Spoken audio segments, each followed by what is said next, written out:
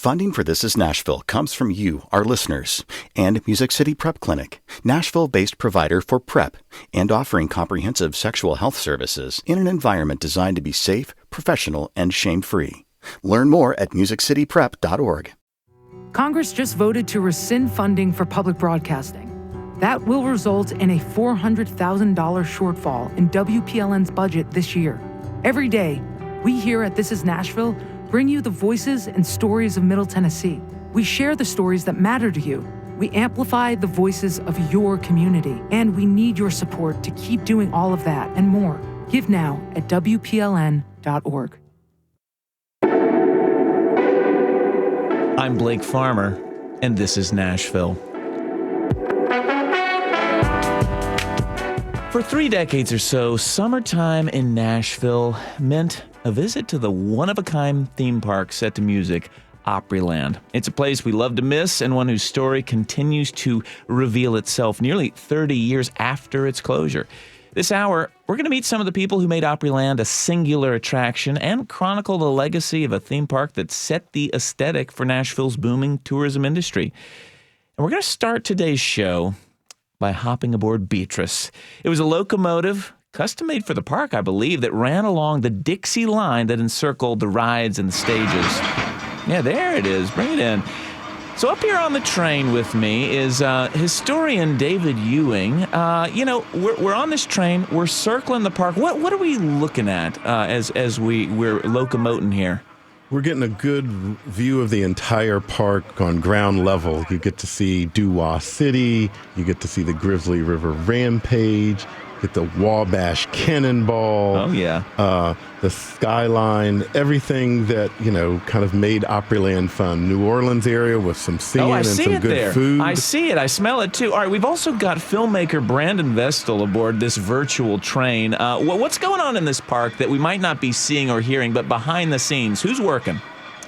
Well, definitely behind the scenes, we've got the dressers who are doing the costume changes for our showmen who sometimes have 12 different costumes in one show. They're about to perform, a series of 4-hour-long shows in one day in 100-degree heat. So there's a lot going on behind the scenes. I love it. All right, well, let me give a proper introduction to my guests here as we step off the train, Liv. Thank you for that. So David Ewing is a historian who we could have on a show probably every week here, a collector of Nashville memorabilia, owner of the Nashville I Wish I Knew Instagram account. Thank you. It's great to be back here, Blake, and I was the first guest on This Is Nashville back in the day. Oh, my goodness. I'm not sure I knew that bit of lore. But Brandon Vestal's a filmmaker. He's been working on a documentary about Opryland for the last 5 years or so, and it was just announced, I think, in the last week or so that A Circle Broken, as it's titled, will premiere at the Nashville Film Festival this year. Congratulations. Thank you. Well, so when you started that project that we're going to talk a lot about here, you said it was going to be a love letter to Opryland, but I'll tell you, A Circle Broken, the title sounds a little more like a breakup note. What happened along the way? Yeah, I mean, it started out as a love letter, wanting to relive my childhood. Because you grew up here in town. That's right. Grew up in Franklin and grew up going to the park every summer, like so many Nashvillians. And then in the course of the interview, you just have to follow the story. And the story turned out to be less about rides, more about America's show park. And it turned out to be about addressing the elephant in the room, which is what the heck happened to our theme park? Why was it replaced with the mall? Well, what's the short story on what happened? Well, without giving too much away, I would say it's an age-old story about selling the family farm. You don't know what you have when you inherit it, and when you make a decision based on money. The company also went public. There's a lot of players involved. There's a lot of theories, but they all culminate together in that. Great. Well, this is not a show about kind of litigating the closure of the park, so we'll leave it at that for now. But one of the claims you make in the documentary, which, for the record, I have not seen. In fact, I don't think it's fully completed because it's never done until it has to be done, right? In fact, we may be getting footage from this very interview that ends up in the documentary. I don't know. So, but you make this claim, I believe, that Opryland actually saved the Grand Ole Opry, which turns 100 years old this year. This is a story that I've not really heard. Is it true? Well, yeah, I could comfortably argue that claim. I mean, it's also a sexy claim, right? It's a great tagline. I think it's a bit of a stretch to say that it saved the Opry, as David and I were discussing in the hallway right before now. Yeah. Well, but what did it do to complement the Grand Ole Opry, which I believe at the time when the park opened, this would have been just as it moved out of the Ryman from downtown Nashville out to this sort of suburban center right there by the Opryland Hotel, this big many thousand seat theater. How did it complement the Opry? Well, the story I got from Bud Wendell, who's sort of like the father of Nashville, was that Irving Wall had visited the Astrodome. And is Irving Wall from Gaylord, the company? Yeah, Irving Wall was the CEO of WSM. WSM. Yeah.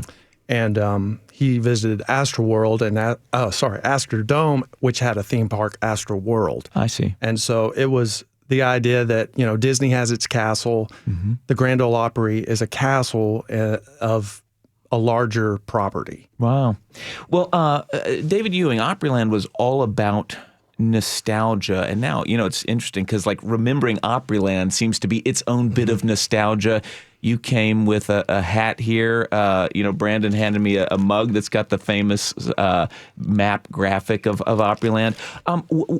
Why is it that Opryland still, pricks something with people's imaginations? Yeah, let's go back to the opening in the idea of Opryland came in 1969. Yeah. The city had just gone through metro government. It was the space age, modern and new was in, old was out.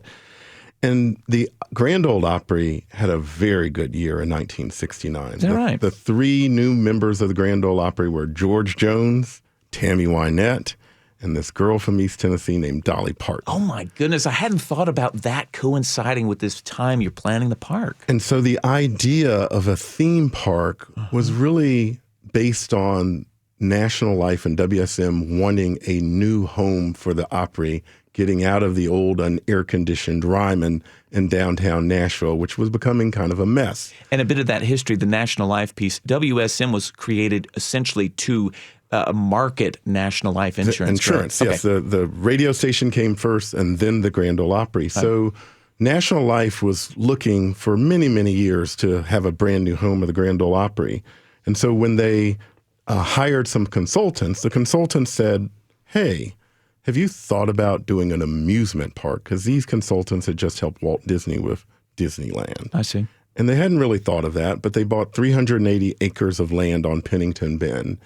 And they knew that they wanted the new Opry House, but they kind of got talked into, well, we're promoting country music. Wow. And they bet on Nashville. Irving Wall, Bud Wendell, they decided that they were going to basically say that Nashville's arc is going to be big in the 70s and that we're going to bring tourists here. We're going to ride this on country music. And Opryland, which was not just like Disney because it was more music than entertainment. And they said it was going to be more entertainment than amusement. But it would highlight what they called America's music, which was country, folk, blues, jazz. That's why we had the New Orleans era. Yeah. So in 1972, so they break ground in 1970. Mayor Beverly Briley, they literally breaking ground. They have a team of mules and a plow. Just for show? That's how, just for show. Wow. It's old farmland, and that's how they broke ground. And the park opened up on Memorial Day 1972 to lots of fanfare and lots of excitement. Yeah. If you're just tuning in, I'm Blake Farmer. This is Nashville. We're talking all about Opryland's lasting legacy today. We're also streaming on YouTube. If you prefer to switch over and watch, it's at the Nashville Public Radio YouTube page. It's youtube.com/WPLN. All right, so so it was more about shows than maybe rides. But Brandon, what did happen to those rides that were Opryland? I hear that they're around and that people can still ride the Tin Lizzies somewhere. Yeah, several of the rides were relocated. The majority of them were scrapped, though. Yeah, they were taken to Indianapolis, isn't that right?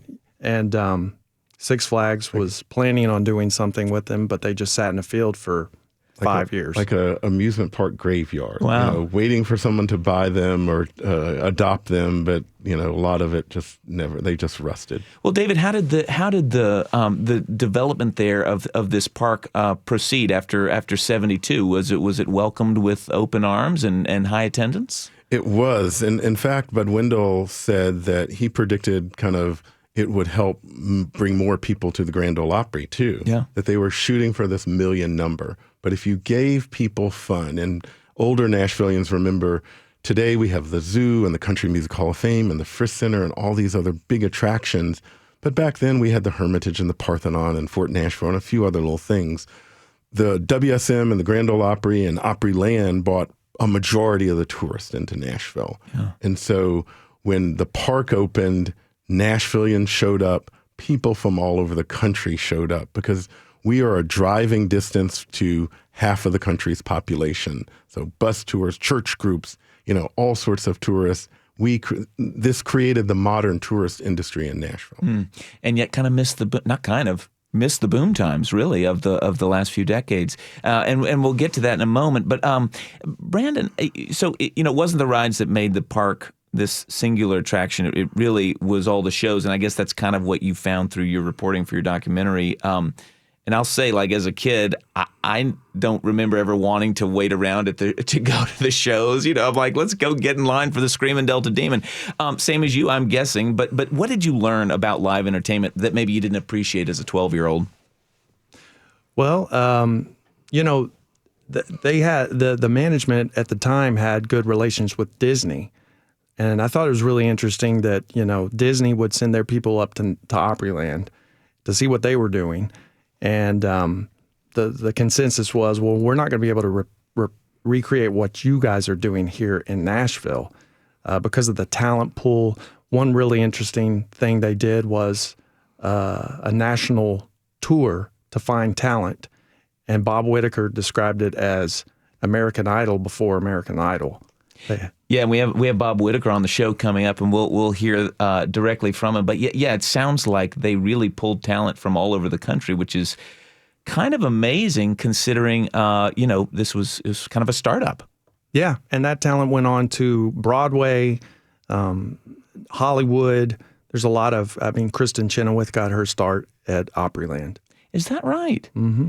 Like just working a show during the summer. A show called Way Out West. Is that right? Yeah. Well, so many people have made that path. I wondered, David. I was looking back because I was thinking I even remember growing up having like season passes, which would not have necessarily been something my parents would have splurged for. But then I looked, and like in 1990, I think a season pass was like $35. No, I remember buying a season pass in high school for $25, and that let you in as much as you want, and the parking pass was only $5. Yeah. And so back in the day, people literally, Opryland was Nashville's babysitter. People just left their kids at the park and then picked them up at the end, and it was fun, and it was good fun, and it was uniquely Nashville. Yeah, well, yeah, and I don't think that's how we treat theme parks these days. I'm sure the price point beyond inflation would be somewhere much higher. But it made me think: was this also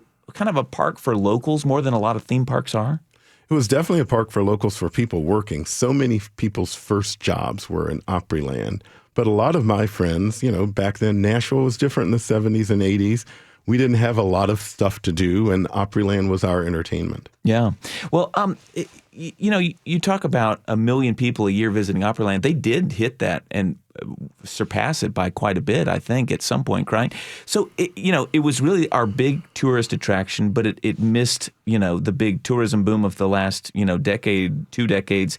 Do you see influence, though, of Opryland in today's attractions or just the way the city presents itself to out-of-towners?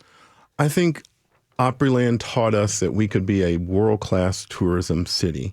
And it also taught us kind of Southern manners and training, the people that work there, that you smiled, that you presented yourself nicely. Didn't you say there was an Opryland wave or something? When the train went by, you were supposed to stop what you were doing, turn, smile, and wave toward the people on the train. Wow. Well, so you're saying it almost taught everyone here that, well, we act a certain way for tourists because they want to have an experience when they're in Nashville. And we liked them. And Opryland was just, there's nobody that had a bad experience in Opryland. It was just always fun. Yeah. Brandon, I'm wondering, obviously the documentary you've been working on for so long has nothing to do with Dollywood, I don't think. But I remember when I was little thinking, oh, there's this little park in East Tennessee called Dollywood. And now, I think I looked and it's like last year there were more than 4 million visitors or something like that. Like, is there anything the success of Dollywood tells us about how well Opryland would have done if it had remained open? Oh, absolutely. And I heard that Dollywood, the year after Opryland closed, the visitor count increased 600,000. Yeah. So it was pulling the same demand crowd. was there. Yeah. You know, and the park never lost money. Well, what do you hope that people get out of seeing this story of Opryland through your documentary and kind of maybe a new way than they've thought of it before? Well, so I've always thought of this project as a big family reunion, something we could all watch together and celebrate our childhood or our memories of old Nashville. But as the story progressed, I've realized that this is also Nashville's trauma. And so part of this project, while it's a celebration, really does need to address the elephant in the room. And maybe we can have some catharsis about what happened to this place. And if we celebrate it together and then go through that process together, I'm hoping we can let it go here 25 plus years later. Well, don't let it go. This is the best traffic that David Ewing gets on his Instagram account for Opryland. The Nashville, I wish I knew anything Opryland people love. But the sad thing about the trauma related to it, it closed and we didn't get to say goodbye to Opryland. They announced it was going to be closed after the season was over, and then everything was just sold. It's not like they told you, this is the last year of Opryland, enjoy all the rides and everything one more time. We never got that opportunity. Well, that might explain something. Brandon Vestal's documentary is called A Circle Broken. It premieres at the Nashville Film Festival in September. David Ewing is a historian and the man behind the Nashville I Wish I Knew Instagram account. Thank you both for joining us. Thank you, Blake. Thank you. All right, so coming up, we will dig into the live show history of Opryland, including a chat with the man we just mentioned who oversaw entertainment, and also hear from some of the performers who got their start singing and dancing on Opryland's many stages. Stay with us.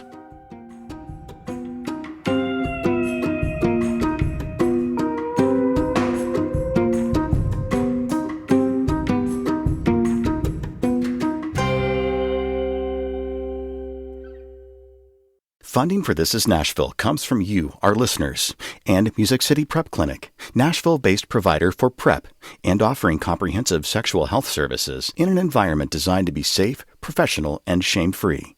Learn more at musiccityprep.org. Funding for This Is Nashville comes from Burr & Foreman Law Firm, serving clients with transactional, litigation, and regulatory needs. Discovering how each client defines a win and working with them every step of the way to achieve it. Burr.com. Before you hop back to the show, I have to remind you that the future is unknown here in public radio. You've surely heard that Congress and the Trump administration have clawed back $1 billion promised to public media. Very real effects here at WPLN. In the near term, it means $400,000 wiped from our budget.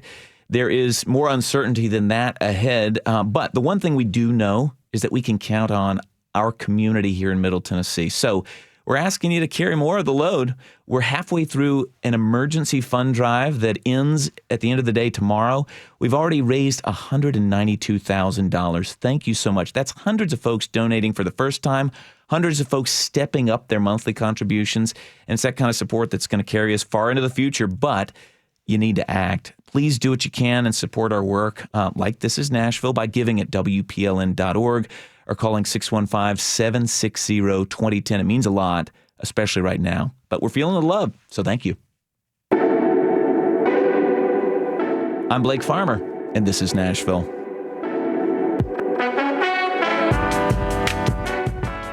We're taking a virtual visit to Opryland, the one that's on a map on this mug that Brandon Vestal, filmmaker, left with me today as a gift. Beautiful thing. The park closed in 1997, but people still remember it so fondly as we've been listening. For some, it was the rides, but it was the shows that made this theme park so distinctive. It was a musical park. That was the whole idea. It was meant to complement the Grand Ole Opry, which had just built the big Opry house next door to the park. It had original shows going every day. One of the first was I Hear America Singing. Let's take a listen to an early recording.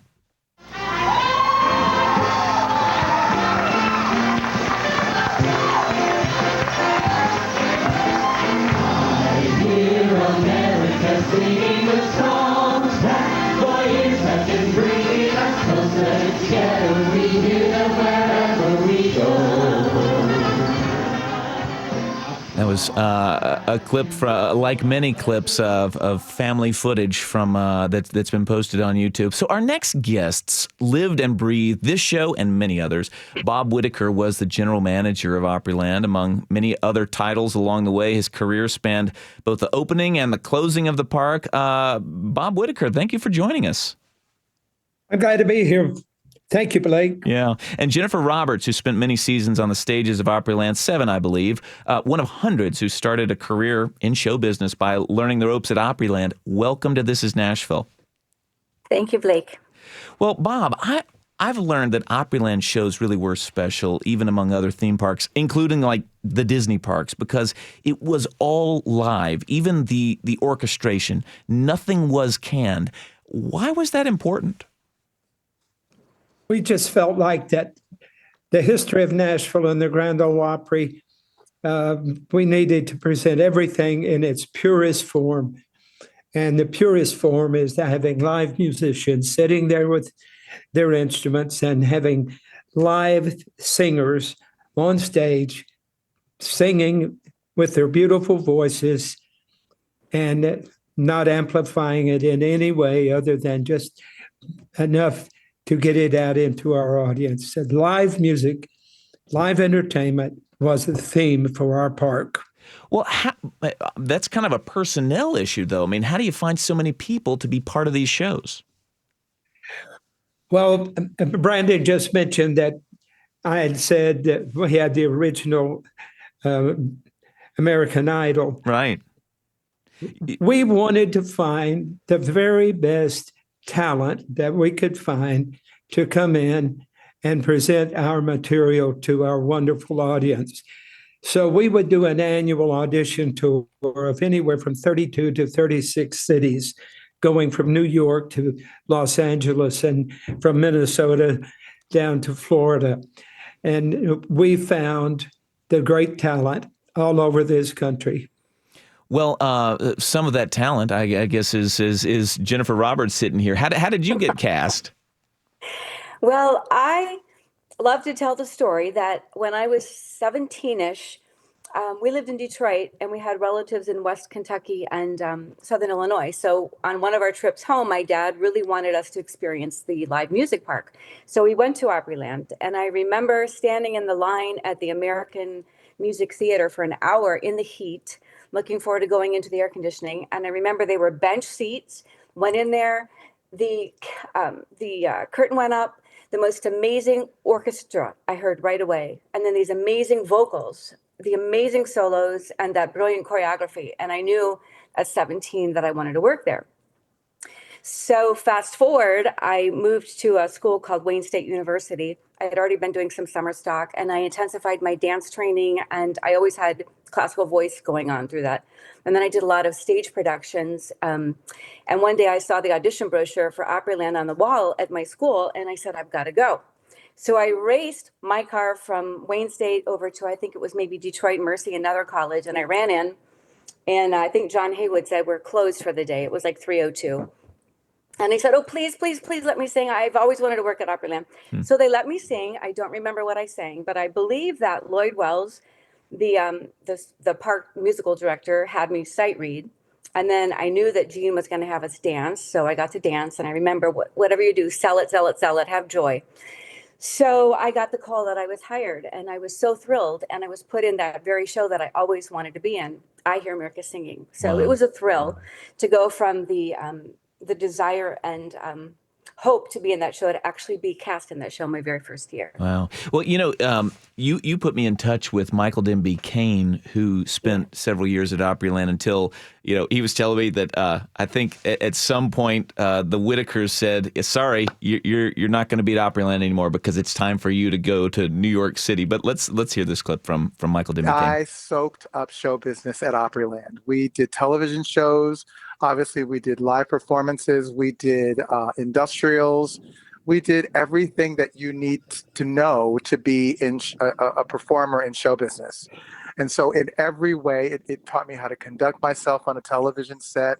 It taught me how to conduct myself, certainly, and do 4 shows a day, and what that took, the stamina it took to do that. And then that turned into 8 shows a week on a Broadway stage. And so when I got to New York, I was prepared.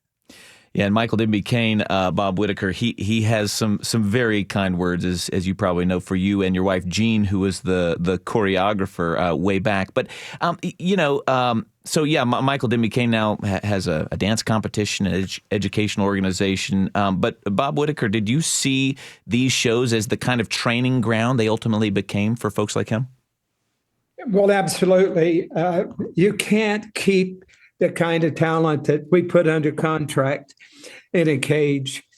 People, producers from Nashville, from New York, from California would come to Nashville and look at our shows, and they would see bright spots in those shows, and they would say, how do we get in touch with these people? Can you help us make? Yes, we saw that was an opening door. And we believe that there was a time in every entertainer's development that we needed to push them. And when we couldn't push them any further, it was time for them to move on, not to get rid of them, but to make sure that they went on and took the next step in their career as an entertainer. Well, it sounded like at some point you all realized how often this was happening and got to counting. How many people left Opryland for Broadway? Well, at one time, I think we looked at playbills and saw that there was more than 50 alumni performing in New York on Broadway stages. At a single time, you're saying? At a single time. Wow. Yes. If you're just tuning in, this is Nashville. I'm your host, Blake Farmer. We're talking about Opryland's legacy today. If you prefer to watch the show, there's actually not a ton to watch right now. It's just me because our guests this segment are remote. But we're streaming on Nashville Public Radio's YouTube page. It's youtube.com/@WPLN. In a moment, we'll start taking calls, hearing your Opryland memories. The number to join us on air is 615-760-2000. I'm here with Bob Whitaker, former GM of the park, and Jennifer Roberts, one of hundreds of performers who got their start in show business on the stages of Opryland. Jennifer Roberts, it's clear from the reunions that the bonds between these performers run way deeper than you might expect. What was it about the Opryland experience that created a pretty strong sense of community? We just all went in there eager to please, eager to work. This is what a lot of us wanted to do for a living. And so we just connected. I was in a lot of different casts, so I got to bond with different groups. We all knew that the bar was very high. There was just a genuine love and respect for each other. And I just started going to the reunions two would have been like 6 years ago. And so I just felt like I was with friends and we had never been apart. It was just an instant reconnection, bond. Some of us were really good about staying in touch over the years, but most of us were there before, social media. It was hard because people moved a lot. It was hard to stay in contact. But we've rebonded so much through Facebook and Instagram, and the bond is strong. I think it's because everybody was there to work and everybody never really felt that it was work. We worked so hard. There was just a camaraderie and it was genuine love. It was season by season, right? I mean, you're talking about running from kind of Memorial Day to Labor Day mostly. When did Bob? Do you remember when the Red Cast actually started? Was it around Memorial Day? Actually, it started in March, and the Blue Cast came on in Memorial Day. That's what I thought. And then we had a combination of the cast that would stay on through October. I see. And those were just weekends, I guess, once you sort of got out of the summer? Right. Yeah. back into fall, the spring. Yeah, but I will tell you one more thing. Michael and I were there at a time, and he mentioned the TV shows. We were there at a very special time where we got to do the industrials and we got to do those live TV tapings and multiple shows. Industrials means what? What is that exactly? What was the question? Industrials? What does industrials mean? Oh, we did a show. Well, Michael and I both worked on a show. It was an industrial, it was like a live commercial for Honda that we did in Reno, Nevada. So it was a huge cast, and they pulled some of the best production numbers and new ones. And we rehearsed long hours to put together this motivating, inspirational, longer show of the history of American music alongside the history of the Honda automobile. Oh, interesting. Or the history of automobiles. So we did a lot of those. That was the only one I did because I moved on the following year, but they did them a lot. We did convention shows. We got to work with Minnie Pearl and Roy Acuff and a lot of the celebrities when we were at the Opryland Hotel. We got to do cast albums when I moved to country. So like Michael said, the background for us to be strong performers and professionals started in our early 20s. Makes sense. Well, it wasn't just these big productions, Bob Whitaker. There was kind of music everywhere in the park. I mean, you might just have a bluegrass band that's playing to a few dozen people. Like, it sounded like this. When the work's all done and the sun's sinking low, put him a pin later on at the bow. The kids are all sing, so keep it kind of low. Thank God I'm a boy. All right, so you've got this music just in every corner of the park, but was it all country you could music? hear that at the Hill Country Outdoor Theater. Oh, It was okay. a great little bluegrass spot, and we had those little sections all over the park, including Southern gospel, including rock and roll. It was just music everywhere. Any corner of the park, you could find someone entertaining. Now, Southern gospel, you know, I'm not saying I think people wouldn't be surprised to hear that, but you don't typically see that as a big commercial venture. How did that come about at Opryland? Well, we had a Dixieland band in the New Orleans area, and it was themed, and it fit that the Dixieland band met the theming of New Orleans. However, we were finding after a couple of years that people would say, I love Dixieland music, and I love it for 10 minutes or 14 minutes, and then they would leave before the Dixieland band show was over. I knew that we were in the South. I knew that Southern gospel music was a very popular genre. So I went to the boss and said, I want to put a Southern gospel quartet together and put them in the New Orleans area. And he said, that doesn't fit. And I said, it's in the South. And I said, I promise you, if you will let me do that, let me change that out and put a Southern quartet together, I will record a cassette, and we'll sell enough cassettes to pay for the labor of the recording and also for the labor of the quartet all season long. He laughed and he said, if you can do that, I'll let you do it. So we did, and I was proved right. And then the next year I said, I'm going to change the New Orleans section back to Dixieland, and he used a 4-letter word and says, "You are." Oh, in other words, he said, "No, we're sticking with gospel music. It's working too well." We're right there. He said, "Do you know how much the pizza parlor increased their sales because of the Dixieland band staying there and people staying for the entire show?" And I said, "No." He said, "We tripled the gross sales from last year to the year of the gospel quartet." You knew the audience. Well, let me wrap with this, and we've got phone calls coming in that we're going to take in the next segment here, so please hang on the line. But I'm thinking live shows are just expensive. I mean, not to mention producing them, but just to have the staff that's going to do that all the time. If a park had continued to stay open, could you have kept up these fully live shows all over the place? Absolutely. We wouldn't have changed it.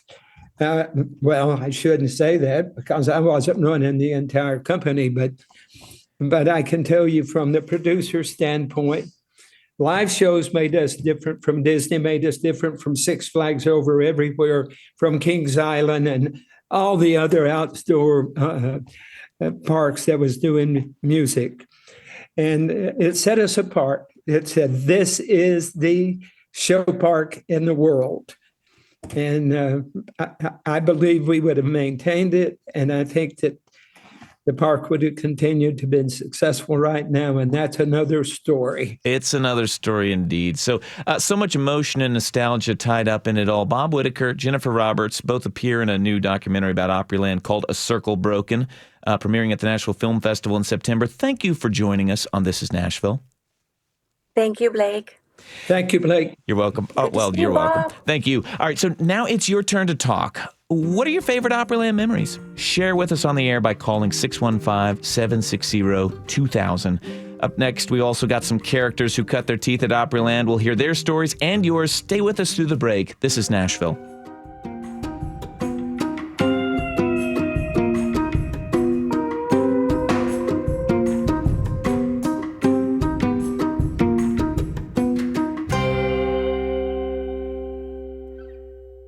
Funding for This is Nashville comes from you, our listeners, and Music City Prep Clinic, Nashville-based provider for PrEP and offering comprehensive sexual health services in an environment designed to be safe, professional, and shame-free. Learn more at musiccityprep.org. And before we hop into your calls about Opryland, I do want to remind you that there is an urgent need. We've got an emergency fund drive going on right now through the end of the day tomorrow. We're beyond the halfway point. $400,000 is the goal. We're at $205,000. That is an incredible day and a half total. So you're doing it. It's never been more important, though, to support public radio. It's quick and easy to give. We've got a limited edition tote bag made for this moment. It says "Power to the Public, Radio for the People" with our logo. $10 a month will get you that one. Thank you for supporting us in these uncertain times. Give it WPLN.org. All right, back to the show. I'm Blake Farmer, and this is Nashville. So summertime in Nashville used to mean at least a trip or two to Opryland. It wasn't just for tourists. It was our park, and it's a place where memories sights and sounds were seared into our brains. If you walk now between the Opry Mills Mall and the Opryland Hotel, which I didn't check that you still can, but I believe you can, and you listen close, you might still hear the Grizzly River Rampage. Do you hear that? Oh, yes. You know, it was a water ride with a dozen people on a circle raft splashing through this narrow canal. We're wrapping this hour on Opryland talking about your favorite memories and ours. You can call to join the conversation at 615-760-2000. Joining me in the studio to take your calls and to share their own memories, Lynn Wright and Sean Hughes, both who sweated through many summers working at Opryland. Thank you for joining us. Glad to be here. All right, Lynn, tell us what you got in your hand. I believe he's named Johnny Guitar. I do. I was the first Johnny Guitar at Opryland, and I was there from 1972 to 75. We learned how to do it on our own, really. Yeah. I mean, but we were the babysitters of the people that left their kids. Oh, so David was saying it was Nashville's babysitter, and you actually you felt that. Yes, I did. And you have them grabbing you, turning you around, and all that, you know. Well, for those who are not streaming on YouTube with us, it's a, I don't know, what is it, a 10-foot tall costume maybe made of foam? I was a 10-foot guitar, and I think that's why they put me in this costume, because I'm only 5'5", and so they said, we need somebody short to get up in this costume, you know. And so I learned how to do that. And then later on, you know, we had all kind of history things happen. You know, I got married there. Well, tell me about that. I mean, is this right? Maybe you were the first couple to get married at Opryland? We were. That was set up by Joe Pakesy, our supervisor. And he said, if y'all are getting married, get married here and let us have the costume characters in your wedding. How'd your wife feel about that? Well, she didn't like it at first. Her mother loved it. And so it took her mother and I both to talk her into it. But we finally did. And at the wedding, you know, we could invite 100 guests. And their invitation was on Opryland stationery. And let's see, we had I sang to her before she came across the bridge. As Johnny Guitar, or No. as yourself? No. Okay. And she said they wanted me to get married in my costume, and my wife said, absolutely not. I'm not doing that. So Emily wouldn't have any part of that. But, Emily, your wife. Yes. Who's still your wife after what, 50-something? It'll be 53 years in August, and it's Emily. Yes. All right. Well, it took. Sean Hughes, who's with us, is now a comedian, a family entertainer, known by many as Sean the Balloon Guy. But it all started at Opryland. What characters did you play? Oh, gosh. My actual entertainment career started in, and I've got it up right here, because I had to go back and literally map everything out. It was 1994. Okay. I started working the park in 1985, but my actual entertainment career started in 94, where I did roving clowning. Oh, so before that you were working there, but you were making funnel cakes or sweeping up popcorn or something? No, I was a Big G. This is one thing that Lynn and I have in common. He was the original characters, the instrument characters. Yeah. Where I was shortly after Lynn's time that Big G took over General Mills, Big G cereals, and they were a sponsor of the kids area. And I was the other costume characters in high school, where I was, anything from Trix the Bunny Rabbit to Count Chocula, Honey Nut Cheerios Bee. This helps because as I was preparing for this, I saw pictures of characters that I'm thinking, why are they at Opryland? It was because General Mills was sponsoring the characters being there. Yes, they had sponsored the children's area, which was close to the American Music Theater. I see. All right, so you stick with entertainment all these years later. How did it shape the work that you do now? Oh, it massively shaped the work because Opryland was like an ultimate training ground. I guess so. I went from working at Opryland, then for about 3 summers after that, I worked at a theme park in Utah because some of the Opryland staff went to this theme park in Utah, then went on the road with Brooks and Dunn in 2001 as a part of the Neon Circus, which was a fantastic experience. Oh. And then doing all kinds of gigs since then, anything from Grand Ole Opry to Nashville Predators to Tennessee Titans. Wow. Well, we're going to challenge ourselves here. Let's see how many memories we can get on the air in the next 8 minutes. All right, Michael, you're on the line, and you're on This is Nashville. Thanks for calling in. What's your memory? Oh, you mean mine? That's you. You're on. Yeah, the ride operators. That was my big thing. Because when I got started, when I started out at the late age of 17, early 18, yeah, I was brought in on the Barnstormers, and that ride. All right, the there, Barnstormer. That's the what? Like the biplanes that would go up. What? How high did those go up in the air? In my childhood mind, it's high. I can't exactly remember what the exact total height was. I'm thinking somewhere between 75 and 100-foot tower, I think is what that was. Yeah. Any big incidents that come to mind there? The only issues we had a lot of issues with the hydraulics. Sometimes they would go up halfway up and they would stick. They would get up there sometimes and they would be running and they would be sticking coming back down. And the weather would be another issue. If the wind got up, say 15 to 20 mile an hour, the entire ride was shut down because of the cabling that was on the actual carriages. It spun you around in the air, and lightning was the other issue. Oh yeah, it was literally a big lightning rod. Well, you're getting nods here in the studio, recollections that ride was always having to shut down for wind or lightning or hydraulics or something else. Michael, thank you for adding to the conversation. We'll go to Meg in Brentwood. What are you remembering about Opryland today? Opryland was the best training ground there was in America for singing and dancing and musical theater. There was never a point when the park was opening and doing live shows that there wasn't a former performer on Broadway. They were always able to go straight there. And you didn't just show up and do your show. You showed up and you warmed up your body and learned dance while you were doing that. And if you were a dancer, you still had to learn how to sing. And you were pushed and you were guided. You were appreciated. You were poor, but it was the best. And it was my bouncing board. I went from there. I saw a piece of paper in the green room after a show that, for the first time ever, Tokyo Disneyland was coming to town for auditions. I ended up in Japan for 3 years. I worked on cruise ships. I'm almost 60, and I still sing, if anybody will hire me. Wow. But it was the absolute best. And I was out of the country singing when it was torn down. But through a drive through the country, I saw a lot of stuff in a man's yard. He was having a yard sale, and I was so grateful I was able to purchase the tall wooden cutout of the girl in Doo-Wah Diddy City that showed you if you were tall enough for the ride or not. And she is in my living room. Wow. You picked it up. I did. I grabbed it. It was a fluke because they did sell a lot of things in a tent in the parking lot there when it closed. And I wasn't able to be there. So I was so glad to have a piece of the original. Meg, that's great.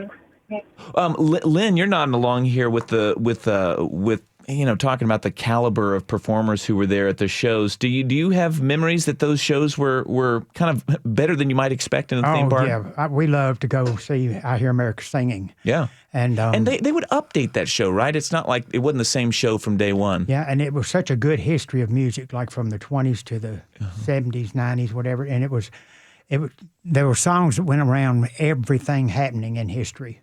Whether it was a depression or a war or whatever, it was all put together so well. Well, Lynn, thank you. We'll take some more calls. Mark in Cookeville, you're on This Is Nashville.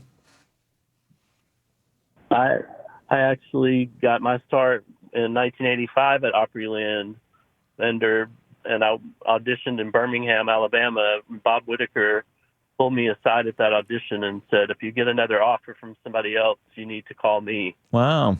And so I called Opryland and ended up getting hired in 1985 and worked there until 87. But I took a different path in my career and became a studio singer and also toured with different artists. I sang for artists like Martina McBride and Leanne Womack. I sang on albums for Garth Brooks to Alan Jackson, George Strait. So I took a different path with my career, and I really feel like I owe it all to Bob Whitaker for bringing me to Nashville. Wow. Well, I'm glad he's listening to hear it, Mark. Thanks for sharing, Mark in Cookeville. And Lynn, you did studio work as well, right? Singing? I have done singing, and I got to sing backup for Dolly Parton. Well, that's something to write home about. It was a song "Whispering Hope" on her the American. Oh, beautiful. We're going to take another call. Mike in Dixon, you're on This Is Nashville. Subject. I feel like this is a subject you could literally go hours and hours on because it's such a hot button topic. It's feeling that way. It is. We're out of time here, but I will tell you one of my favorite memories in life was me and a group of high school friends went to Opryland just randomly on a Saturday and found out they were having one of those Mayberry reunions. Yes. And I got to meet Barney and Ernest T. Bass and Otis Campbell and, all my heroes from that show. And that was one of my favorite memories. And this was pre-internet, so, I'm sure they had advertised it like in newspapers and stuff. And that was literally the biggest attendance day. If they'd have planned right, they could have got Andy Griffith in, but they were like, we don't know if this is going to be big or not. And it was so huge, like restaurants ran out of food. It was just the biggest. I don't think they got more attendance in one day than that particular day. Yeah. You're saying, though, that it was like all the characters from Mayberry, except for Andy Griffith. Yes. They could have gotten him, but they were like, we don't know how big this thing's going to be, and it would just exploded. Mike, Andy and Opie were the only two, I think, at the time that were not there that were still alive. I think Aunt B had passed, but Andy and Opie were there. But I will just say there are good people in the world because I showed up. I was so excited. The tickets were sold out, and the nicest lady had handed me her ticket that her husband had decided not to come, and that was how I got to experience that day, and it was so wonderful. Mike and Dixon, what a beautiful story. We're going to squeeze in one more call. Timothy in Hendersonville, you're on This Is Nashville. Hi, how are you? I'm good. Our time is short, but what's your memory? Well, I started working there from 1984 to 1991. I was a supervisor from 1988 until 91. And I was recruited over at Beach High School to come work in hospitality. I worked in the New Orleans area, in the Riverside area, as a sweeper. The day I turned 18, they put me right on the carousel on the lake, which was an antique carousel. started working there, and then that fall I moved over to the Flume Zoom, where I met one of my closest friends till this day, 40 years later, Kurt Berger, and we've stayed in touch. But one of the funny things about that ride is because obviously the Flume Zoom was a waterlog ride, and underneath it, for whatever reason, that's where they did the Screaming Delta Demon. And whenever the rides start to overflow or back up, the water would start coming down, but the Screaming Delta Demon could not have a drop of water ever on it. And every time it went off, we had to call the WIC girls over there and say, you got to shut your ride down. You're about ready to get flooded. And during the fall, we had so many leaves, they stopped cleaning them out. The ride would shut down, and we'd have to explain to people.